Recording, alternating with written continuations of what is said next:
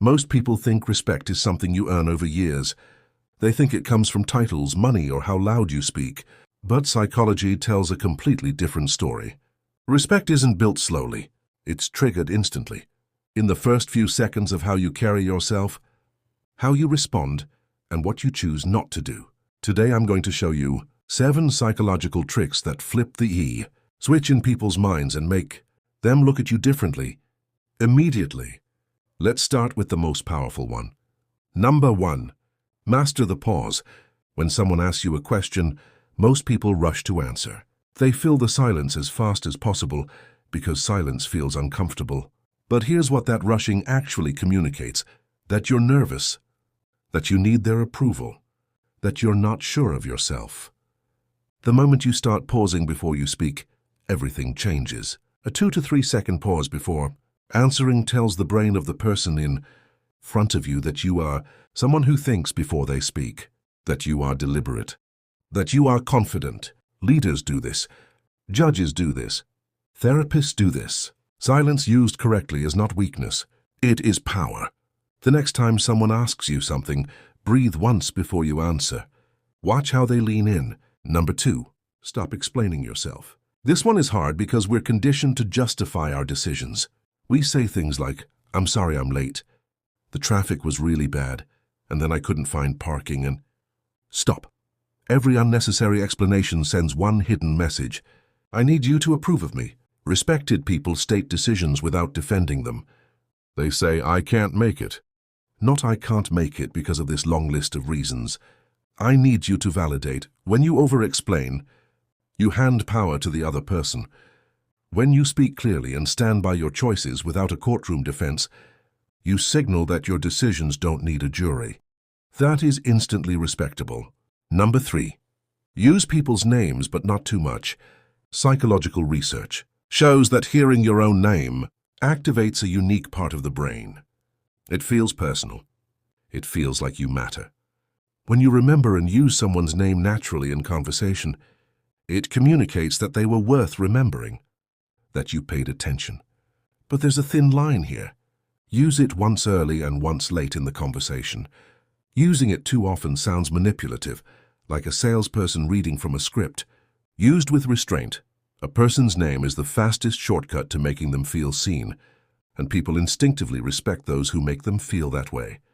Number 4. Control your reactions. The person who loses their temper first loses the power. Think about the most respected people you know. They don't explode. They don't flinch. When things go wrong, when someone pushes back, when they're challenged or criticized, they respond with a calm that makes the other person feel slightly destabilized. This is called emotional regulation, and it is one of the highest signals of psychological strength. You don't have to be cold or robotic. You just have to train yourself to pause before reacting. Because when you react emotionally, you show that the external world controls your internal state. When you respond calmly, you show that you control it. That's rare, and rare things get respected. Number 5. Disagree without apology. Most people avoid disagreement because they want to be liked. But here is the painful truth. Being liked and being respected are not the same thing. People who agree with everything you say are comfortable to be around, but you don't actually respect them. The person who looks you in the eye and says, "I see it differently. And here's why," with no aggression, no anxiety, just calm confidence. That person stays in your memory. Psychologists call this having a strong internal locus of control. You don't shift your opinions based on social pressure. You're not a mirror reflecting back whatever the room believes. You have a point of view and you own it. That is magnetic. That is respectable. Number 6. Let silence do the work after you speak. Most people say something important and then immediately water it down. They say, "I think we should change direction. But I mean, it's just my opinion. Maybe I'm wrong." That second sentence destroyed the first one. When you say something meaningful, stop. Don't rescue it. Don't apologize for it. Let it land. The uncomfortable silence after a strong statement is doing work for you. It's giving weight to your words. It's signaling that you believe what you said. People respect those who let their words stand on their own without running back to soften them. Number 7. Give without keeping score. The most quietly powerful people in any room are the ones who give their time, their attention, their help, without immediately expecting something back. They don't say, "I'll do this for you if you do that for me." They don't bring up past favors. They operate from abundance, not scarcity. And what does this communicate at a psychological level? That they don't need your validation, that they are secure enough to give without fear of losing. People who constantly keep score are telling you they feel small. People who give freely are telling you they feel strong. And strength, even quiet strength, earns instant respect. Here's the thing about all 7 of these. None of them require you to be louder, more aggressive, richer, or more impressive. They require you to be more conscious.